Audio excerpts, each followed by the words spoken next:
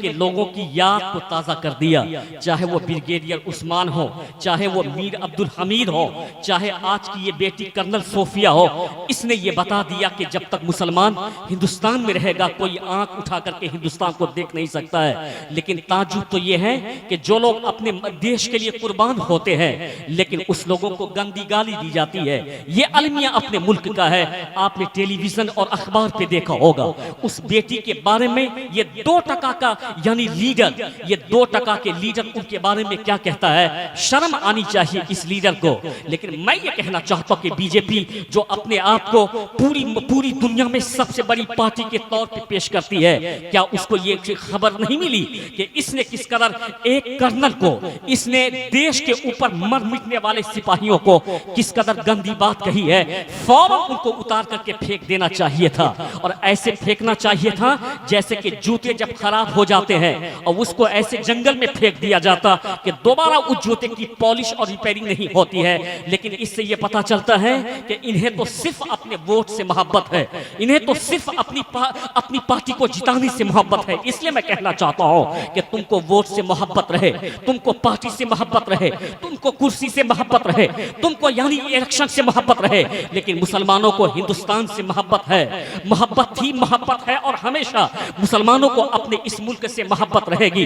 इसलिए मैं ये कहना चाहता हूं कि हम पैगंबर इस्लाम के मानने वाले हैं। जिस पैगंबर इस्लाम ने मोहब्बत का पाठ अपने वतन से सिखाया है, सरकारे दो जहां की उस जिंदगी को देखिए, बस चंद बातें में नहीं झलकती है। जबान से कहना आसान होता है लेकिन अमल से उस मोहब्बत को सामने में रखना ये मुश्किल होता है। जबान से हम कहें कि गौसे आजम का दामन हमें नहीं छोड़ना, गरीब नवाज का दामन हमको नहीं छोड़ना, मखदूम पाक और आला हजरत का दामन हमको नहीं छोड़ना है। लेकिन मस्जिद में आप देखें तो 5 आदमी से ज्यादा हमको कोई नहीं मिलता है जिस गौसे आजम के दामन के पकड़ने की बात हम करते हैं। उस गौसे आजम ने 40 साल तक इशा की वुजू से फजर की नमाज अदा की।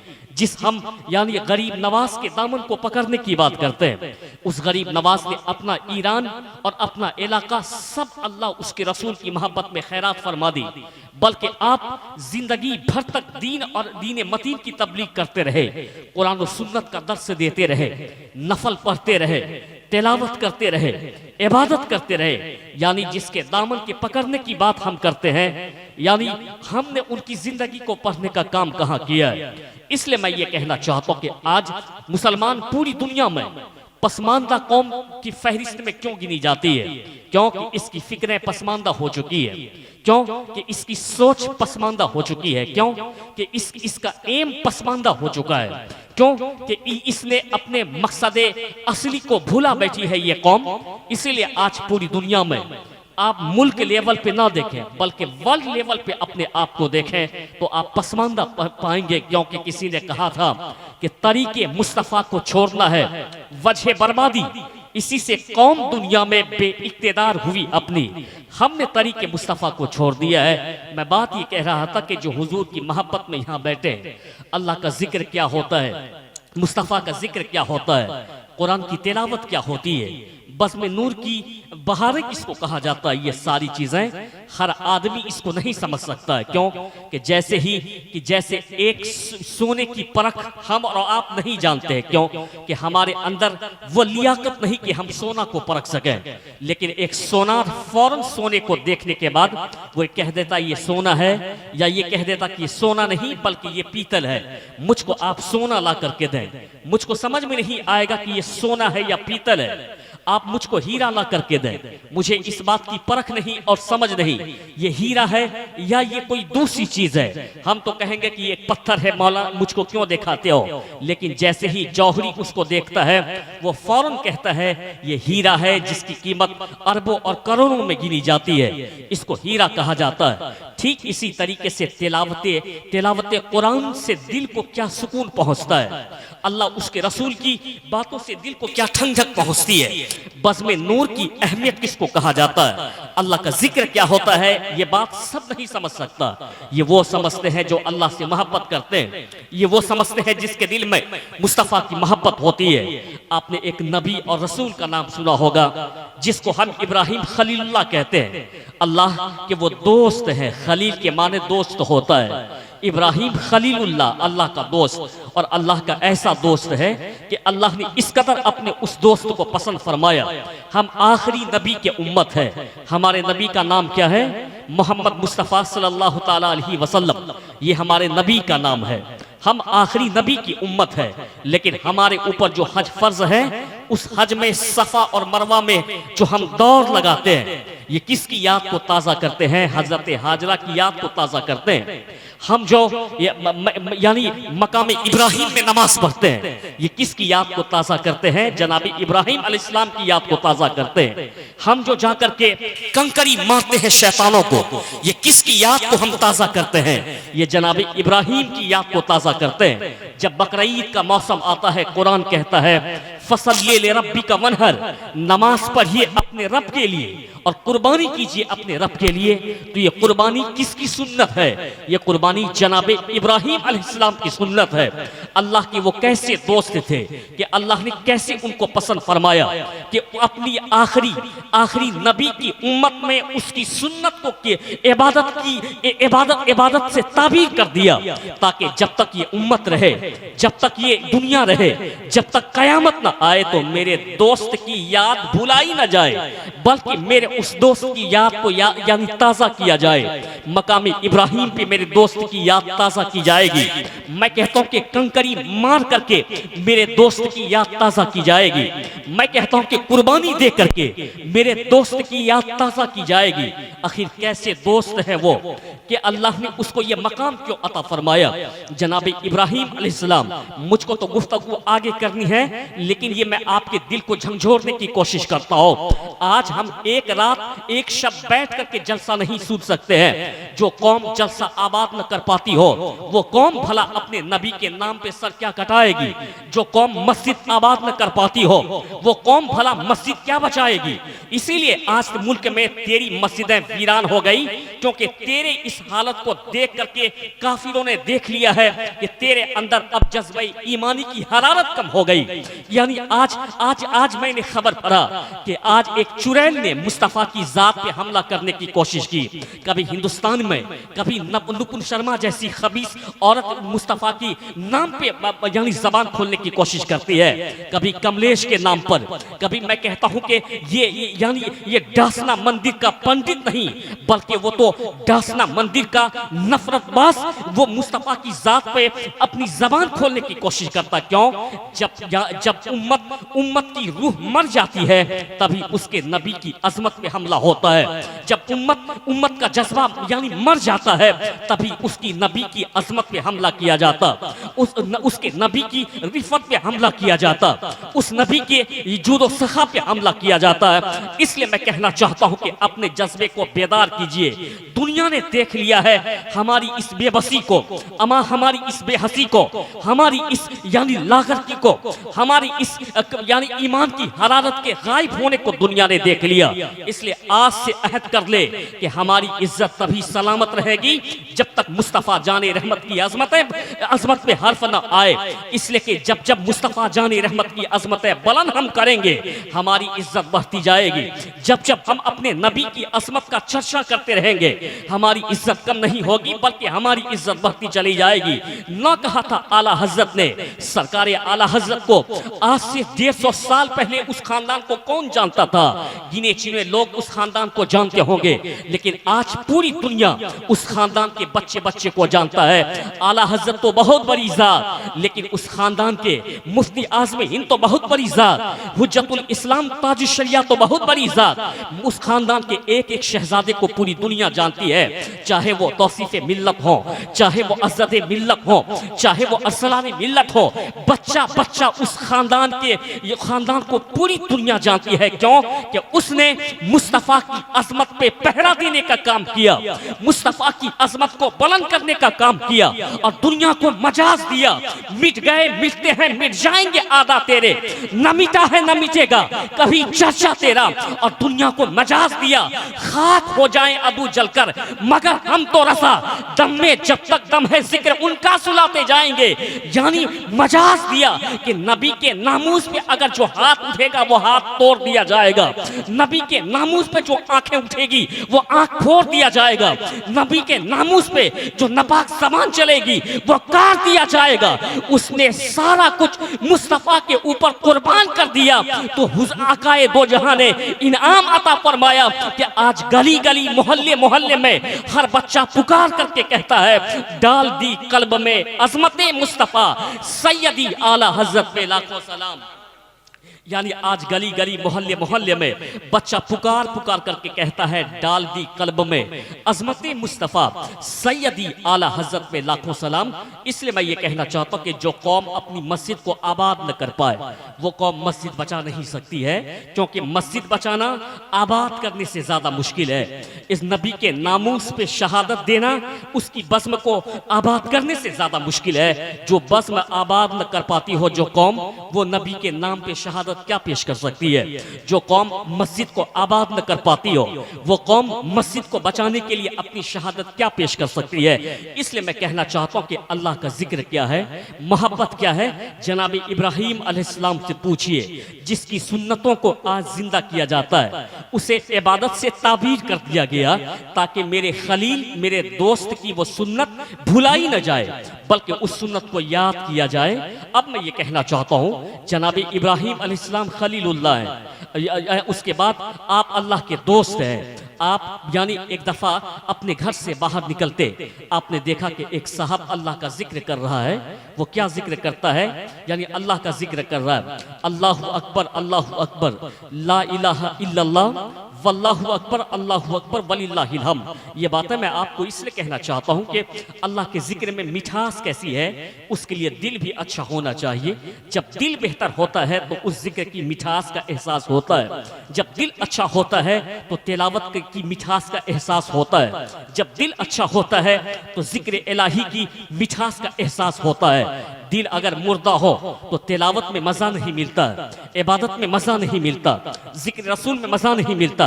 तब तो फिर यानी मैखाने में ही मजा मिलता है, तब तो फिर यानी गैर महरम की आवाज सुनने में ही मजा मिलता है। जनाब इब्राहिम अलैहिस्सलाम ने जैसे ही उससे अल्लाह का जिक्र सुना, अल्लाह की तस्वीर सुनी, वो कहता है अल्लाहु अकबर ला इलाहा इल्लल्लाह वल्लाहु अकबर वलिल्लाहिल हम्द। यानी इतना उसने कहा, जनाब इब्राहिम अलैहिस्सलाम उसके करीब चले जाते, कहते कि तुमने अल्लाह की किबरियाई की है और अल्लाह की तस्बीह बयान की, अल्लाह का जिक्र तुमने किया है, मुझको वो जिक्र बहुत पसंद आया, मेरे दिल को उस जिक्र ने बहुत सुकून दिया है, दोबारा तुम उस जिक्र को करो। इतना कहना था तो सामने वाला ये कहता है कि अगर मैं दोबारा वो जिक्र तुमको सुना दूं तो तुम उसके बदले में मुझको क्या दोगे। तो जनाब इब्राहिम अलैहिस्सलाम की मोहब्बत को देखें, यहाँ जिक्र सुनने के लिए आपसे कुछ मांगा नहीं जा रहा है बल्कि फ्री में आपको जिक्र सुनाया जा रहा है, मुस्तफ़ा की हदीस आप तक पहुंचाई जा रही है। जनाब इब्राहिम अलैहिस्सलाम से कहते हैं वो कि जब मैं तुमको जिक्र सुनाऊं तो तुम उसके बदले में मुझको क्या दोगे। तो कहा कि मेरे पास ये जो बकरियां हैं जिसको मैं चराने के लिए चरागाह की तरफ लेके जा रहा हूं, ये आधी बकरी मैं तुमको दे दूंगा अगर तुमने अल्लाह का वो जिक्र सुना दिया। वो कहता है अल्लाहु अकबर ला इलाहा इल्लल्लाह वल्लाहु अकबर वलिल्लाहिल हम्द। इतना कहना था कि अब जनाब इब्राहिम अलैहिस्सलाम उसके जिक्र से मस्त हुए। फिर ये कहते हैं कि तुम मुझको अल्लाह का वो जिक्र फिर सुना दो, इसलिए कि मेरे दिल को उस जिक्र से सुकून मिलता है, आराम मिलता है। फिर उनके बाद उसने ये जिक्र सुना दिया, फिर आधी बकरियां उनको दे दिए। इब्राहिम अलैहिस्सलाम का दिल अभी नहीं भरा है, कहा कि मुझको फिर एक बार तुम वो अल्लाह का जिक्र सुना दो। कहा कि इस बार अगर मैं अल्लाह का जिक्र सुना दूं, तेरे पास तो कोई बकरियां नहीं है, तुम मुझको क्या देगा। कहा कि सच कहा तुमने कि अब मेरे पास तो बकरी नहीं, लेकिन इतना है कि तुम अगर मुझको ये जिक्र सुना दो तो मैं तेरी गुलामी करूंगा, यानी तेरे पास मुलाजमत करूंगा। तुम मुझको जो काम कहोगे मैं वो काम करूंगा, यानी मैं तेरे पास रह जाऊंगा, तुम मुझसे सालों साल तक काम कराते रहना। इतना सुनना था। वो फिर वही जिक्र करता है अल्लाहु अकबर, जो तस्बीह पढ़ी जाती है। फिर पढ़ने के बाद जनाब इब्राहिम कहते हैं कि ठीक है, तुम मुझको अपने पास लेके चलो, अब मैं तेरे यहाँ नौकरी करूंगा, तेरा काम करूंगा। वो मुस्कुरा था, कहता मैं इंसान नहीं, मैं तो फरिश्ता हूँ, मैंने रब से कहा था कि तू इब्राहिम को खलील कहता है, तो रब ने कहा था कि अगर तुझे आजमाना है तो जाओ मेरे दोस्त को आजमा ले और देख ले कि उसकी दोस्ती किस कदर मजबूत है मुझसे। तो ये बकरियां जो तुमने मुझको दिया था, ये बकरियां भी तुम लेकर के जाओ। मैंने देख लिया कि तेरी दोस्ती किस कदर मजबूत है और तुम अपने रब से किस कदर मोहब्बत फरमाते हो। वो फरिश्ता चला जाता है। क्या मतलब? ये रब का जिक्र क्या होता है, इसके लिए दिले इब्राहिमी होना जरूरी है। नबी का जिक्र क्या होता है, इसके लिए दिले सिद्दीकी का होना जरूरी है, दिले फारूकी का होना जरूरी है, दिले उस्मान का होना जरूरी है, दिले मौला अली का होना जरूरी है। ये नबी का जिक्र क्या होता है, इसके लिए दिले यानी अहमद रजा खान फासले बरेलवी का होना जरूरी है। इसलिए मैं ये कहना चाहता हूं कि नबी की मजलिस को आबाद कीजिए, वहां बैठ करके अपनी दुनिया और आखिरत को संवारने की कोशिश कीजिए। या आप इस वक्त ताजदार मदीना कॉन्फ्रेंस में बैठे हैं, सरकार दो आलम यानी वाकई में ताजदार है। अल्लाह ने आपको पूरी दुनिया का ताजदार बना करके भेजा। अल्लाह ने अपने महबूब को मालिक मुख्तार बना करके भेजा। ठीक कहते हैं ताजु शरिया, जहां बानी अता कर दे फरी जन्नत एबा कर दे। जिस नबी मुख्तार कुल है, जिसे जो चाहे अता कर दे। यानी सरकार ताजु शरिया ने फरमाया कि नबी मुख्तार कुल है, जिसे जो चाहते हैं अता फरमा देते हैं। अल्लाह ने मुस्तफ़ा जानी रहमत को मुख्तार बना करके भेजा है। मैं ये कहना चाहता हूँ कि आपका मजहब सबसे लाजवाब है। कुछ कीमती पॉइंट आप सुन करके जरूर जाएंगे। मैं अपनी गुफ्तगू को आपके सामने में रखने की कोशिश कर रहा हूँ। यानी इस्लाम का कोई जवाब नहीं है, कुरान का कोई जवाब नहीं है, और इस्लाम जो पैगाम हमको देता है, इस्लाम जो कानून हमको देता है, उस कानून का कोई जवाब नहीं। इस्लाम कौन सा कानून देता है? इस्लाम ये कानून देता है कि मत भटको, बल्कि एक रब की इबादत करो। ये तेरा सबसे पहला हक है कि एक रब की इबादत कर। जाहिर सी बात है, जो रब हमको जिंदगी अता करता है हम उसकी इबादत करेंगे, दूसरे की इबादत हम नहीं कर सकते। जो रब हमको यानी रिस्क अता फरमाता है हम उस रब की इबादत करेंगे, दूसरे की इबादत नहीं करेंगे। जो रब हमारी यानी बीमारियों से हिफाजत फरमाता है, हमें शिफा अता करता है, हम उस रब की इबादत करेंगे, दूसरे की इबादत नहीं कर सकते। क्यों? कि रब की इबादत की जाएगी, दूसरे की इबादत नहीं की जाएगी। लेकिन अल्लाह ने जिस महबूब के जरिए हमको हम तक हिदायत पहुंचाती है, अल्लाह ने जिस महबूब के जरिए हम तक ईमान पहुंचा दिया है, अल्लाह ने जिस महबूब के जरिए हम तक कुरान पहुंचा दिया है, तो इबादत रब की होती रहेगी, मोहब्बत मुस्तफ़ा की होती रहेगी, इबादत रब की होती रहेगी, यानी प्यार मुस्तफ़ा से होता रहेगा। इसलिए मैं ये कहना चाहता हूं कि इस्लाम का कोई जवाब नहीं है, इस्लाम का कानून कोई जवाब नहीं है। ये मजहब इस्लाम है जो आपस में इत्तेफाक और मोहब्बत की बात हमको बताता है। मैं ये कहना चाहता हूं कि हमारे मजहब ने 1400 साल पहले से ही शराब को हराम करार दिया है। आज हो सकता है कि यानी कहता हूं कि बिहार के चीफ मिनिस्टर ने शायद के 5 साल पहले से शराब के ऊपर बैन लगाया हो। गुफ्तगू का एक कीमती यानी जुमला आप जरूर सुनिएगा कि हमारे इस्लाम ने शराब को कब से हराम करार दिया? 1400 साल पहले से हराम करार दिया। जब आज यहाँ के लोगों को जरूरत पड़ी, यानी बिहार के मुख्यमंत्री को समझ में आया कि शराब की वजह से औरतों के ऊपर जुल्म होता है, शराब की वजह से घर वीरान हो जाता है, शराब की वजह से लड़ाइयाँ होती है, तब उसने ये कहा कि बिहार में शराब को बैन किया जाएगा। इस्लाम ने 1400 साल पहले जिना को हराम करार दिया। जिना तो दूर की बात, बल्कि जिना वाली नजर से देखना भी किसी की तरफ हराम करार दिया। इतना तो दूर, बल्कि गैर महरम को जानबूझकर देखना भी हराम करार दिया है। इस्लाम ने 1400 साल पहले जिना को हराम करार दिया, शराब को हराम करार दिया, झूठ को हराम करार दिया, गीबत और चुगली को हराम करार दिया, दूसरे के हक को मारना हराम करार दिया, दूसरों को कत्ल करना हराम करार दिया गया, जुल्म करना हराम करार दिया गया। इस्लाम ने 1400 साल पहले यानी इन तमाम चीजों को हराम करार दिया। मैं ये कहना चाहता हूं कि शराब इस्लाम में हराम है।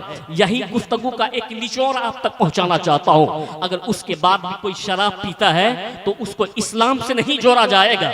ये उसके बदअमल हैं जो वो खुद करके गुनाह का इर्तिकाब कर रहा है।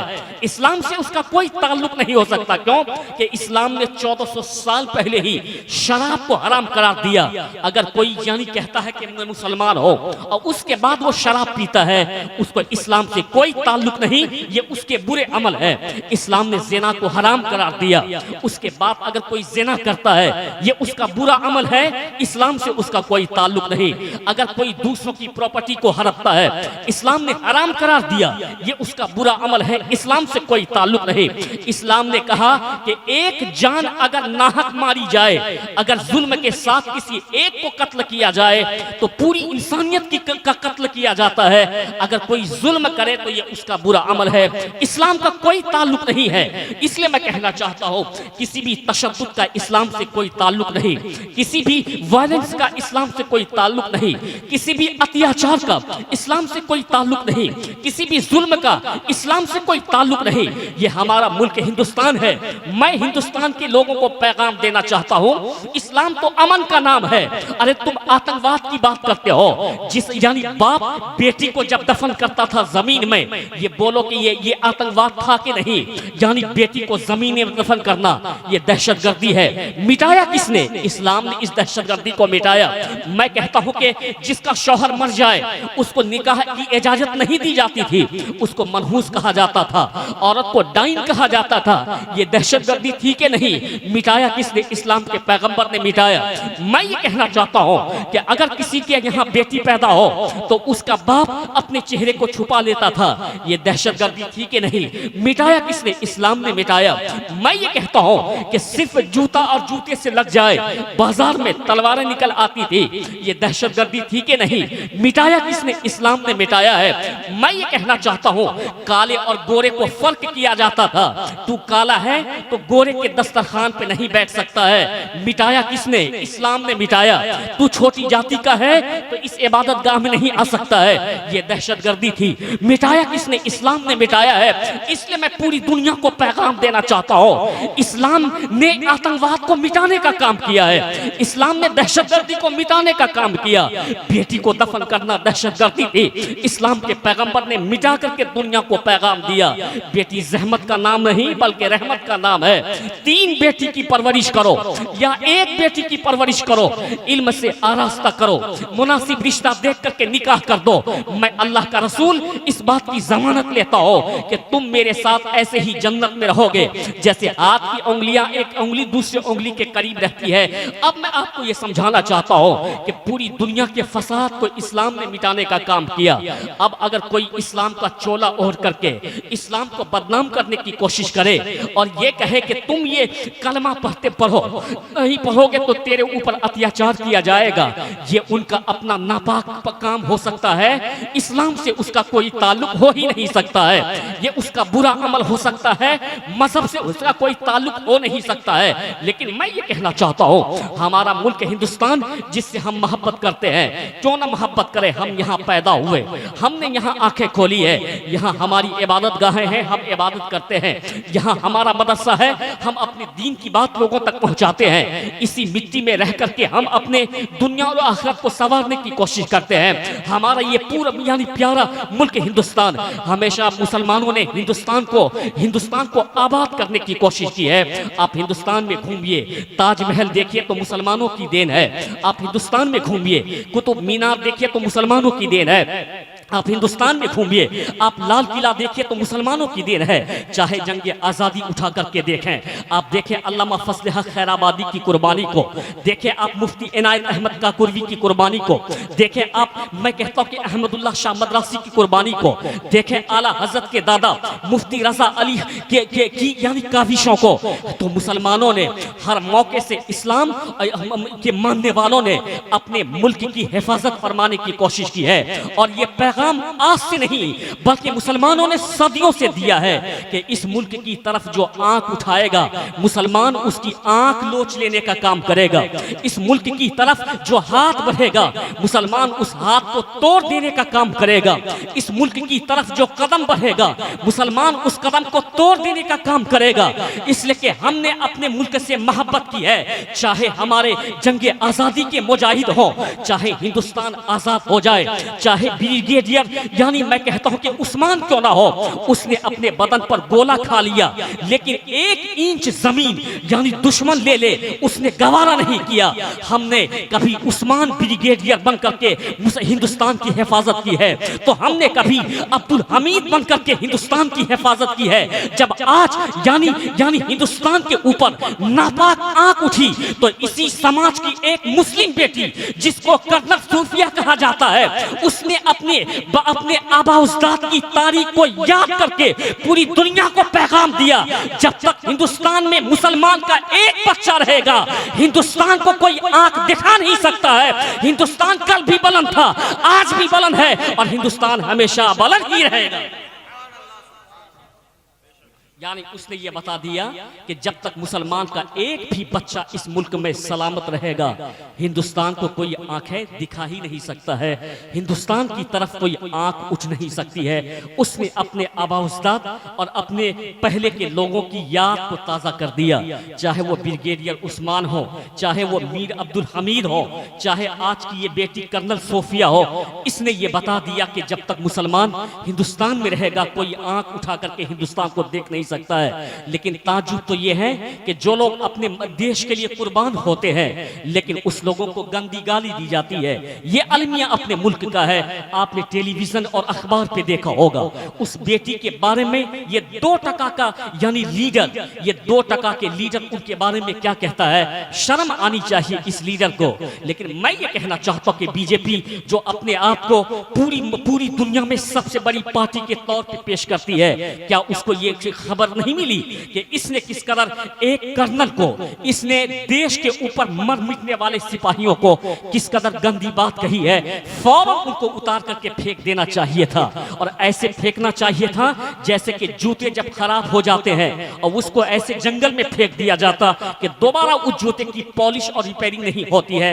लेकिन इससे यह पता चलता है कि इन्हें तो सिर्फ अपने वोट से मोहब्बत है, इन्हें तो सिर्फ अपनी पार्टी को जिताने से मोहब्बत है। इसलिए मैं कहना चाहता हूं कि तुमको वोट से मोहब्बत रहे, तुमको पार्टी से मोहब्बत रहे, तुमको कुर्सी से मोहब्बत रहे, तुमको यानी इलेक्शन से मोहब्बत रहे, लेकिन मुसलमानों को हिंदुस्तान से मोहब्बत है, मोहब्बत थी, मोहब्बत है और हमेशा मुसलमानों को अपने इस मुल्क से मोहब्बत रहेगी। इसलिए मैं ये कहना चाहता हूं कि हम पैगंबर इस्लाम के मानने वाले हैं, जिस पैगंबर इस्लाम ने मोहब्बत का पाठ अपने वतन से सिखाया है। सरकारे दो जहां की उस जिंदगी को देखिए। बस चंद बातें मैं आपके सामने में रखना चाहता हूं और उसके बाद अपनी तकरीर को समेटना चाहता हूं। हुजूर निकलते हैं मक्कातुल मुकर्रमा से, रात के अंधेरे में सरकारे दो आलम ने एक नजर काबा की तरफ उठाई और अपने घर बार को देख करके कहा, ऐ वतन अजीज, इस कदर तू मुझको प्यारा है कि अगर ये नौबत न आती और मेरी कौम मुझको मजबूर न करती तो हम अपने इस वतन को कभी नहीं छोड़ते। सरकार मदीना चले जाते हैं तो हुजूर ने ये बताया कि वतन किस कदर प्यारा होता है। मदीना में सरकार जब रहने लगे, हुजूर जब भी आते तो मदीना की दरो दीवार को मोहब्बत की नजर से देखते, मोहब्बत से मदीना की दरो दीवार को देखते और अल्लाह से दुआ करते, ए अल्लाह मेरे इस वतन की हवा को बेहतर कर दे, ए अल्लाह मेरे इस वतन की फिजाओं को बेहतर कर दे। तो हम उस कौम से ताल्लुक रखते हैं जिसके पैगंबर ने वतन से मोहब्बत की बात बताई, जिसके पैगंबर ने वतन पे मर मिटने का दर्स हमको अता फरमाया, जिसके पैगंबर ने वतन से अकीदत की बात की तरफ हमको रहनुमाई फरमाई है। हम उस कौम से ताल्लुक रखते हैं साहब। हम इस मिट्टी के ऊपर जब तक जिंदा रहते हैं वतन से मोहब्बत करते रहते हैं, मर जाते हैं तो बावजूद होकर के हम इस मिट्टी के आगोश में यानी समा जाया करते हैं। हम नापाक भी इस मिट्टी में जाना हम पसंद नहीं करते हैं, हम उस कौम से ताल्लुक रखते हैं, लेकिन इस मुल्क का ये अलमिया है कि लोग अपने वीर सिपाही का भी सम्मान करना नहीं चाहते हैं। इसलिए इस मुल्क के हर वर्ग के लोगों को समझना पड़ेगा, हर कास्ट के लोगों को समझना पड़ेगा कि इस मुल्क में इनकलाब कैसे आए, कैसे लोगों को उन्होंने गद्दी देने का काम किया, कैसे लोगों को उन्होंने इक़्तिदार देने का काम किया, जिसने नफरत की बात लोगों तक फैलाई थी। बल्कि मुसलमानों ने 100 साल पहले से कहा है कि मजहब नहीं सिखाता आपस में बैर रखना, हिंदी है हम, वतन है हिंदुस्तान हमारा, सारे जहां से अच्छा हिंदुस्तान हमारा, हम बुलबुले हैं इसकी ये गुलसिता हमारा। ये पैगाम मुसलमानों ने हमको अता फरमाया है।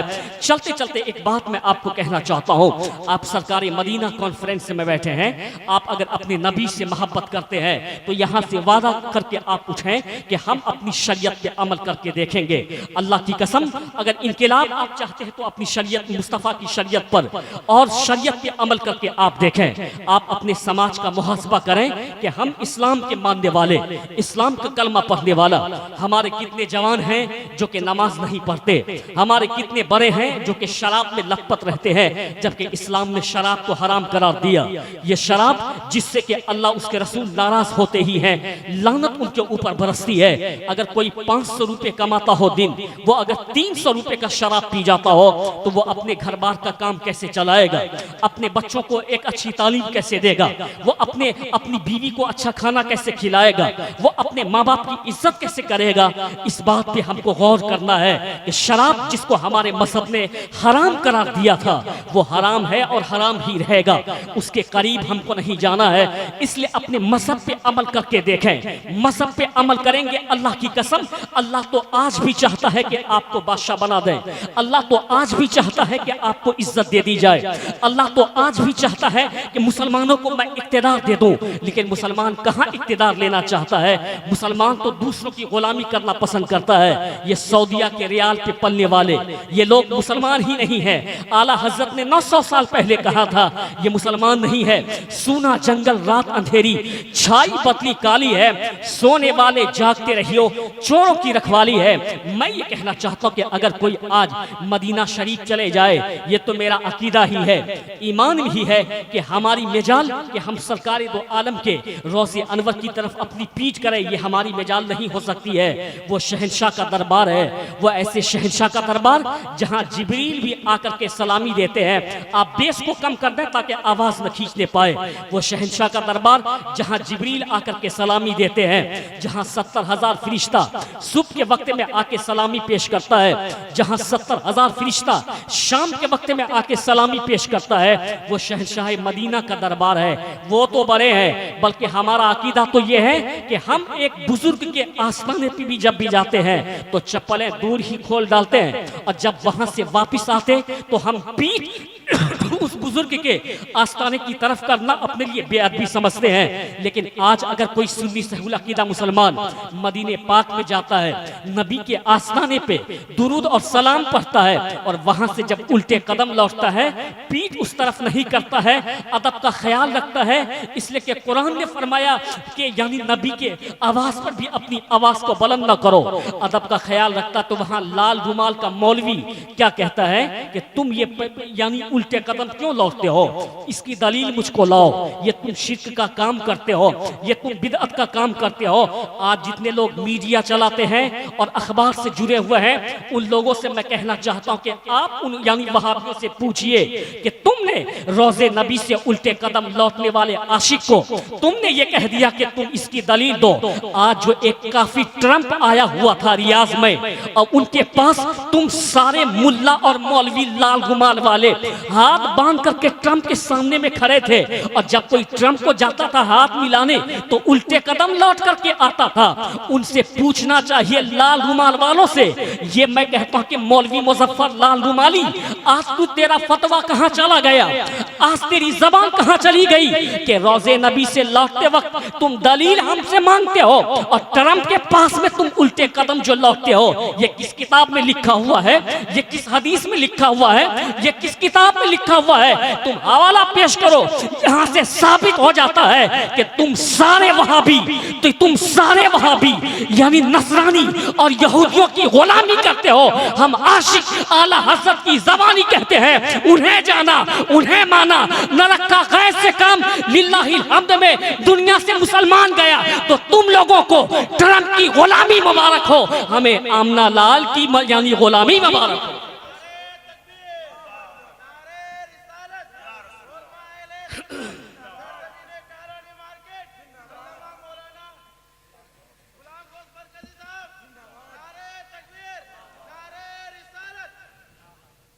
इसलिए मैं कहता हूं कि तुम लोगों को वो ट्रम्प की गुलामी, आपने देखा होगा आज बच्चा बच्चा अपने मोबाइल में इस चीज को देख लेता है। अब ये बताएं कि वो ट्रम्प के सामने में हाथ जोड़े हुए खड़ा है, तो ये यहां से समझ में आता है कि तुम थानेदार के सामने में हाथ जो बांधे रहते हो, हम अहमद मुख्तार के सामने हाथ बांधे रहते हैं, जिनके सामने में फरिश्ते भी बाअदब होकर के यानी खड़े रहते हैं।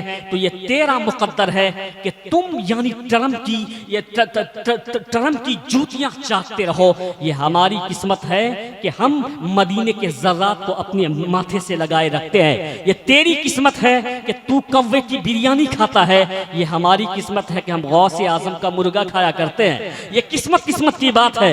ये तेरी किस्मत है कि तू कव्वे की बिरयानी खाता फिरता है। ये हमारी किस्मत है कि हम गौस का मुर्गा खाते हैं, गरीब नवाज का लंगर खाते हैं, मखदूम पाक का लंगर खाते हैं, आला हज़रत का लंगर खाते हैं। हम नबी के सामने में हाथ बांध करके कहते हैं, मुस्तफ़ा जाने रहमत पे लाखों सलाम, शम्ए बज़ में हिदायत पे लाखों सलाम। यानी हम हाथ बांध करके कहते हैं कि ये यानी हाथ बांध करके कहते हैं, शम्ए बज़ में हिदायत पे लाखों सलाम, शहरयारे इरम ताजदारे हरम नौबहारे शफात पे लाखों सलाम। अपनी अपनी किस्मत की बात है यार। कोई यानी ट्रम्प के सामने में हाथ बांधता रहता है, कोई मुस्तफ़ा जाने रहमत की गुलामी पे फख्र महसूस करता रहता है। इसलिए मैं कहना चाहता हूँ कि हमने आला हज़रत से अपना रिश्ता जोड़ करके अपनी दुनिया और आखिरत को से सवार लिया है। उस आला हज़रत ने हमें शहंशाह व आलम का गुलाम बना दिया। जो उसका गुलाम होता गुलाम नहीं रहता बल्कि शहंशाह बन जाता है। शहंशाहियत देखनी है तो देख जा करके बगदादी मोहल्ला में, देख कैसी शहंशाहियत है कि ज़माना उनके गश्त घूमती भी नजर आती है। शहंशाहियत देखना है तो देख अजमेर मोहल्ला में कैसे दुनिया गश्त करती भी नजर आती है। शहंशाहियत देखना है तो देख इछोछा मुकद्दसा में कैसे दुनिया यानी गश्त करती हुई नजर आती है। शहंशाहियत देखनी है तो देख बरेली में कैसे दुनिया गश्त करती हुई नजर आती है। जो उसका गुलाम होता है वही दुनिया का इमाम और अपनी कौम का इमाम हो जाया करता है। तो ये हमारी किस्मत है कि हम मुस्तफ़ा जानी रहमत की गुलामी करते हैं। और ये तेरी बदबख्ती है कि ट्रम्प की गुलामी करते हो, यहूदियों की गुलामी करते हो, ईसाइयों की गुलामी करते हो। अब वक्त ज़्यादा नहीं है, न ज़्यादा आपकी समाज बेदार है। बस एक बात मैं आपके सामने में रखना चाहता हूँ, अपने मदरसे को मजबूत कीजिए। मदरसा मजबूत रहेगा तो आपका ईमान मजबूत रहेगा। मदरसा मजबूत रहेगा तो आपके ईमान की खेती हरी भरी रहेगी। वाकई में कहता हूँ कि आज जो ईमान सेफ है, मसलक के आला हज़रत का नारा जो घर घर में लग रहा है, ये किसकी देन है? ये इसी इदारे की देन है। ये इसी इदारे की इदारा जो प्रोडक्ट आपको अता फरमाता है उसी इदारे का देन है। अगर इदारा ना होता तो आपके ईमान के उलझे हुए जुल्फ को कौन संवारता? इस इदारे से पढ़ने वाला वो आशिक रसूल बन करके निकलता है और उसके बाद मोहब्बत का पैगाम लोगों से पहुंचाता रहता है। और दुनिया की ये यानी दुनिया में गुम होने से आपको बचा करके आपकी मोहब्बत का रिश्ता नबी पाक से जोड़ देता है, ताकि आप भटके नहीं, अपने नबी से जुड़े रहें। आपके ईमान और अकीदे की हिफाजत करता है। इसलिए इस मदरसे को चलाना और इस मदरसे को मजबूत करना हमारे ऊपर लाजिम और ज़रूरी है। हम अपने इस मदरसे को मजबूत करें। मदरसा मजबूत रहेगा तो हमारा ईमान मजबूत रहेगा, ईमान की खेतियाँ मजबूत रहेगी। लेकिन आजकल अलमिया ये है, ये बात मैंने बारहा अपनी तकरीर में कही है कि लोग तेज बच्चे को स्कूल में देना पसंद करते हैं। वो बच्चा जो पढ़ नहीं पाता हो, जो दिमाग से डैमेज होता हो, जो बदमाशी करता हो, जो मेहनत न करता हो, उसको कॉन्वेंट में नहीं दिया जाता। क्यों? तो उनके माँ बाप कहते हैं कि कॉन्वेंट में पैसा बर्बाद हो जाएगा, इनको कॉन्वेंट में नहीं दिया जाता। उस बच्चे को मदरसे में डाल दिया जाता है। यानी बच्चा जो कि बदमाश हो मदरसे में डाल दिया जाता, जहन से कमजोर हो मदरसे में डाल दिया जाता। अल्हम्दुलिल्लाह ये आलिम दीन की करामत है कि तुम खोटा सिक्का ला करके देते हो, वापिस हम तुमको सोना की सूरत में करते हैं, वापिस हम तुमको हीरा की सूरत में करते हैं। ये आलिम की सबसे बड़ी करामत कि खोटा सिक्का आता है, यहाँ से आलिम बन के जाता है, हाफिज बन करके जाता है। ये सबसे बड़ी करामत है आलिम की, ये सबसे बड़ी करामत है हाफिज की कि तुम यानी उस बच्चे को डालते हो जिसका जहन कमजोर होता है। इसलिए कहना चाहता हूँ कि मजाज बदलिए, सिर्फ कमजोर बच्चे को मदरसे में डालने की कोशिश न कीजिए, बल्कि मजबूत बच्चे को भी मदरसे में डालिए। कहाँ हमारा शौक चला गया, कहाँ हमारा शौक चला गया। हमें एक बुजुर्ग की कहानी याद आती है, उस कहानी को मैं आपके सामने में रखना चाहता हूँ। उस कहानी को रखता हूँ, फिर उनके बाद अपनी गुफ्तगू को तमाम करता हूँ। मैं ये कहना चाहता हूँ कि आज पूरी दुनिया में जो ये हम तनज़ुली देख रहे हैं, इसलिए कि हमने दीन से मोहब्बत करना छोड़ दिया, मुस्तफ़ा के पैगाम से मोहब्बत करना छोड़ दिया। आज हम सिर्फ फॉर्मेलिटी के तौर पे जुमा जुमा मस्जिद में नजर आते हैं, इबादत समझ करके न ज़ोहर में हम नजर आते हैं, इबादत समझ करके न असर में हम नजर आते हैं, इबादत समझ करके न हम मगरिब में नजर आते हैं। मैं ये कहना चाहता हूँ कि आज अगर औलाद हो तो तेज औलाद को या स्कूल और कॉलेज में डाल दिया जाता। जो औलाद दिमाग से कमजोर हो, जो औलाद यानी मैं कहता हूँ कि कमजोर हो, उसको मदरसे में डाल दिया जाता नहीं, बल्कि होशियार औलाद को, तंदुरुस्त औलाद को, जो औलाद ज़हीर हो, उसको मदरसे में डाल, ताकि वो वक्त का ग़ज़ाली बन करके चमके, वो वक्त का यानी मैं कहता हूँ कि सलाहुद्दीन अय्यूबी बन करके चमके, वो वक्त का मोहम्मद बिन कासिम बन करके चमके, ताकि दुनिया को बता दे बैतुल मक़दस तेरे बाप की प्रॉपर्टी नहीं, बल्कि मेरे मुस्तफ़ा की यादगार है। मुस्तफ़ा जाने रहमत ने यहीं से आसमान में यानी यहीं से आपने मेराज का सफर शुरू फरमाया था। ये तेरे बाप की प्रॉपर्टी नहीं, मेरे मुस्तफ़ा ने यहाँ इमामत फरमाई थी। और मुस्तफ़ा के पीछे आदम ने भी नमाज पढ़ी, नूह ने भी नमाज पढ़ी, इब्राहिम ने भी नमाज पढ़ी, ज़करिया ने भी नमाज पढ़ी, यहया ने भी नमाज पढ़ी, मूसा और ईसा ने भी नमाज पढ़ी। ये मेरे मुस्तफ़ा की ये यानी अमानत है, उसकी यादगार है। ज़हीन बच्चा को दे मदरसा में कि कोई गज़ाली बन करके निकले, कोई यानी नौमान बन के वक्त का निकले, कोई अपने वक्त का सलाहुद्दीन अय्यूबी बन करके निकले, कोई अपने वक्त का मोहम्मद बिन कासिम बन करके निकले, कोई अपने वक्त का यानी मैं कहता हूँ कि औरंगजेब आलमगीर बन करके निकले। इसलिए ज़हीन बच्चे को मदरसे में देने की कोशिश करें। कहाँ हमारा शौक चला गया, कैसे वो दिन थे। एक मुहद्दिस की बात मुझको याद आती है, हज़रत अब्दुल्ला, हज़रत यानी मैं कहता हूँ कि अब्दुर्रहमान, हज़रत मुहद्दिस जिसके वालिद का नाम अब्दुर्रहमान बिन फर्रुख था, उनके वालिद यानी अब्दुर्रहमान थे, उनके बेटे का नाम रबिया है। वो अपने वक्त के बहुत बड़े आलिम गुजरे, बहुत बड़े मुहद्दिस गुजरे। वो मदीना में रह करके, सरकार के मदीना में, जिसके दरो दीवार से खुशबू आती है, उस मदीना में, सरकार के उस मदीना में जहाँ रहमत की बारिश होती है, सरकार के उस मदीना में जहाँ पे के रहमतों की शामियाने लगे हैं, उस मदीना में बैठ करके हुजूर की हदीस लोगों को सिखाना, उस मदीना में बैठ करके सरकार की हदीस का दर्स देना। वो रबिया जिनके वालिद अब्दुर्रहमान बिन फर्रुख, वो जिस वक्त वो कौन थे, वो मुजाहिद थे अपने वक्त के। उस वक्त दुनिया में इस्लामी गवर्नमेंट थी, इस्लामी यानी का कानून था। उस वक्त वो मुजाहिद थे, सरहदों पर पहरा देने का काम करते थे, सरहदों पर यानी पहरा देना और दुश्मनों से अपनी सरहद की हिफाजत करना, वो पहरा देने का काम करते थे। जब वो अपने घर से जाने लगे, अपनी बीवी से कहते हैं कि मैं तेरे पास दो अमानत छोड़ करके जाता हूँ। एक अमानत ये 27,000 ये दिरहम मैं तुमको दे करके जाता हूँ, इस अमानत का तुम ख्याल रखना। एक अमानत जो तेरे पेट में है, जो मेरा बच्चा है, उसकी वो अमानत भी मैं तेरे पास छोड़ करके जाता हूँ। कहा तो उनकी बीवी ने कहा था, मेरे शौहर आप चले जाएं, इसलिए कि आपकी बीवी आपके इस दोनों अमानत को संभाल करके रखेगी। आज कौन बीवी है जो अपने शौहर की अमानत को संभाल के रखती हो? 4 दिन गायब हो जाए तो अमानत में खयानत हो जाता। क्यों?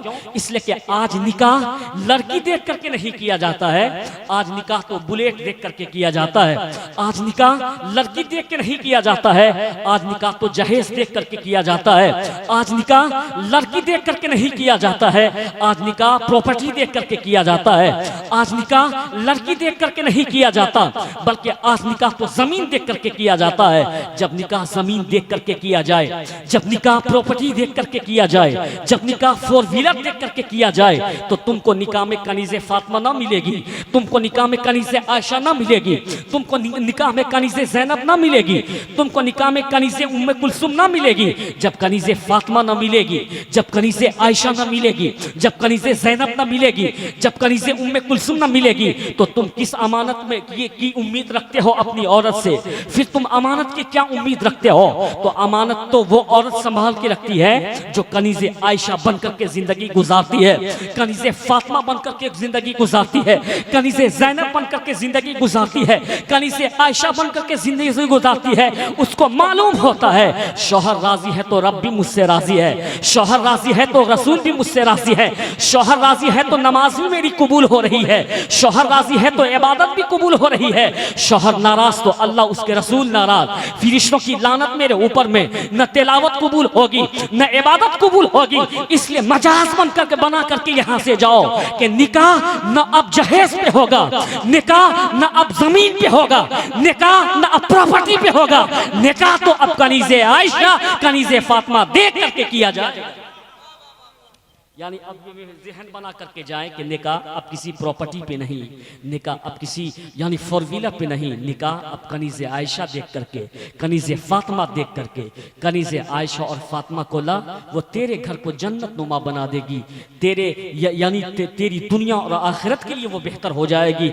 इसलिए मैं कहना चाहता हूँ, उसने क्या कहा जल्दी से वो कहानी सुन ले ताकि मैं अपनी गुफ्तगू को तमाम कर देता हूँ। मैं ये कहना चाहता हूँ कि वो निकलते वक्त कहते हैं कि दो अमानत मैं तेरे पास छोड़ करके जाता हूँ, तुम इसकी हिफाजत करना। शौहर चले गए, 1-2 महीना में लौट के नहीं आए। यहाँ हमारी औरतें होती तो कदम डगमगा जाते, क्यों कि जिसकी नज़र दुनिया पे होती है उसका कदम डगमगा जाता है, जिसकी नज़र मुस्तफ़ा की शफात पे होती है उसका कदम नहीं डगमगाता, जिसकी नज़र दुनिया के आराम पे होती है उसका कदम डगमगा जाता है, जिसकी नज़र जन्नत पे होती है उसका कदम नहीं डगमगाता है, जिसकी नज़र दुनिया के महल पे होती है उसका कदम डगमगा जाता है, जिसकी नज़र जन्नत के महल पे होती है उसका कदम नहीं डगमगाता। इसलिए वो चले गए तो सिर्फ 27 दिन बाद लौट कर नहीं आए, साल में लौट कर नहीं आए, 27 साल तक के लिए उनके शौहर चले गए, सरहद पर इस्लाम की सरहद की हिफाजत करने लगे, वहाँ पहरा देने लगे।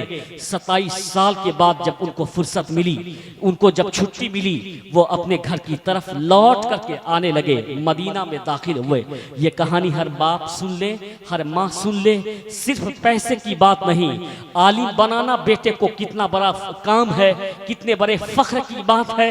ये सारी दौलत है तो दुनिया में रह जाएगी, लेकिन कल मैदान क़यामत में आलिम और हाफिज के वालिदैन के सर पर नूरानी ताज रखा जाएगा, और जिसकी वजह से कई लोगों को बख्शिश का परवाना दिया जाएगा।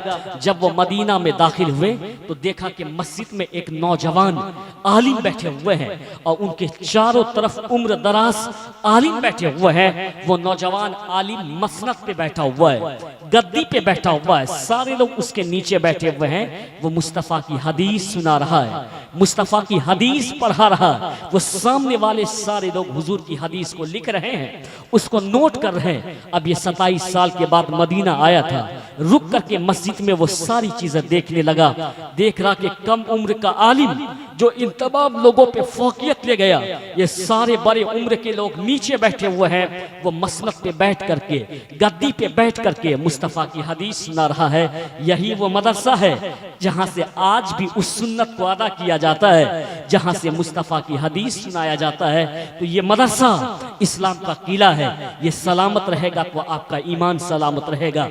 मैं ये कहना चाहता हूँ, जैसे ही उसने उस मुजाहिद ने ये देखा, दिल में ख्याल आता है कि कौन है इनके माँ बाप, किसकी किस्मत इस कदर बुलंद है कि अल्लाह ने उसको ऐसा बेटा अता फरमाया कि उसका बेटा नबी के शहर में बैठ करके नबी की हदीस लोगों को पढ़ा रहा है, नबी की हदीस लोगों को बता रहा है। ये देख करके दिल में एक तमन्ना लेकर के आए कि अल्लाह ने कि किस माँ बाप को ये होनहार और इतना लाजवाब बेटा अता फरमाया है। जैसे ही अपने घर की तरफ आए, आवाज दी, औरत आई और देखा कि मेरे शौहर आए, ज़ारो कतार रोने लगती है। कहा सरताज इतने दिन हो गए आप आज वापस आए।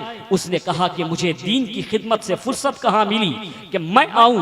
तो उसने कहा था कि मैंने तुझको 2 अमानत दी थी, उस अमानत का क्या हुआ? बीवी ने जवाब देते हुए कहा, मेरे शौहर, आपकी बीवी ने उस 2 अमानत को संभाल करके रखा है, घबराने की जरूरत नहीं है। इतना कहा, बीवी फिर अंदर चली जाती है ताकि शौहर के लिए कुछ बना दूं, उनके खाने पीने का कुछ इंतजाम कर दूं। इतने में वही मुहद्दिस जो कि नबी की हदीस का दर्स दे रहा था, मस्जिद से उठा और आती आती उसी घर में दाखिल हो गया और इस मुजाहिद को देखा। ये अजनबी थे, इसने भी उसको मस्जिद में ही आज देखा था। ये पूछता है उस मुजाहिद से कि तुम इस घर में कैसे दाखिल हुए, बिला इजाजत तुम मेरे घर में क्या कर रहे हो? वो मुजाहिद ये कहता है कि तुम तो नबी की हदीस पढ़ाते हो और मुहद्दिस बने फिरते हो और मदीना में बड़े आलिम कहलाते हो। ये मुहद्दिस रबिया की कहानी मैं आपको सुना रहा हूँ, जो बहुत बड़े आलिम गुजरे हैं, जिसके बड़े बड़े शागिर्द गुजरे हैं। मैं ये कहना चाहता हूँ कि उसने कहा कि तुम बड़े मुहद्दिस बनते हो और तुमको ये खबर नहीं कि दूसरे के घर बिला इजाजत नहीं जाना चाहिए। ये उनको समझा रहे हैं, वो उनको समझा रहे हैं। मुजाहिद कहता कि तुम कैसे आए, आलिम कहता कि तुम मेरे घर कैसे आए। दोनों में तकरार हुई, आवाज बुलंद हुई। औरत घर के अंदर से सुन रही थी। उसने कहा कि आप लोग आपस में न झगड़िए, मैं अभी आता हूँ और आपके इस मामले को साफ कर देता हूँ। औरत दौड़ करके आती है, उस नौजवान का हाथ पकड़ के कहती है, ए नौजवान, तुम इनको नहीं पहचानते, यही वो तेरे बाप है जिसने तुझको 27 साल पहले छोड़ गया था। आज तेरे बाप तेरे घर में आए हैं और अपने शौहर के हाथ को पकड़ा और कहा, मेरे शौहर, आपने मुझको 2 अमानत दी थी। एक अमानत जो पेट में पल रहा था, ये मुहद्दिस की सूरत में आपके सामने में खड़ा है, और आपने मुझको जो 27,000 चांदी और सोने का सिक्का दिया था, मैंने वो तमाम सिक्का इनके इल्म पे खर्च कर दिया। अब ये बताएं मेरे शौहर कि मैंने आपकी अमानत को संभाला है या नहीं? तो शौहर मुस्कुरा जाता है, कहता है कि बीवी, ऐसी बीवी तो करोड़ों में एक मिलती है, ऐसा बेटा तो करोड़ों में एक मिलता है। न बेटे का जवाब है, न अल्लाह के फजल से तेरा जवाब है। यानी ये है बीवी, ये है बेटा। कहा कि मेरी बीवी, तुमने मेरे हक को अदा कर दिया, तुमने मेरी अमानत को संभाल करके रखा। ये बेटा भी लाजवाब दिया है तुमने, वो सारी कमाई तुमने इस पे खर्च किया। इस आलिम के सामने में 27,000 दिरहम की क्या मिजाल है? 27 लाख दिरहम भी कुर्बान हो जाएं तो इस आलिम के पांव को नहीं छू सकता, क्योंकि ये आलिम मुस्तफ़ा के मदीने में बैठ के मुस्तफ़ा की हदीस लोगों को सुनाता है। अल्लाह तबारक तआला इन्हीं बातों पे अमल की तौफीक अता फरमाए।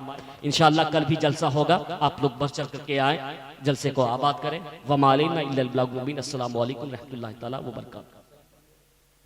खड़े हो जाएं, सलाम पर